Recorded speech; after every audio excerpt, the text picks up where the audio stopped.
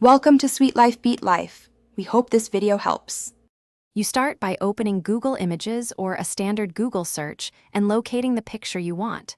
Once the image preview appears, make sure it has finished loading so the full-res file is accessible. On desktop, position your cursor over the image. On mobile, be ready to long press. This matters because the browser options change based on load state and device. Now, prepare to open the context menu.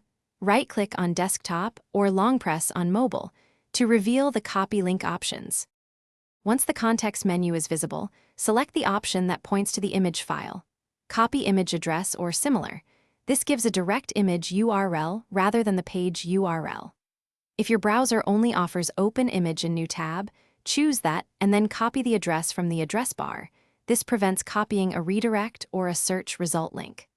On mobile, long press and look for copy image address or open in new tab first. These steps ensure you capture the actual image file link.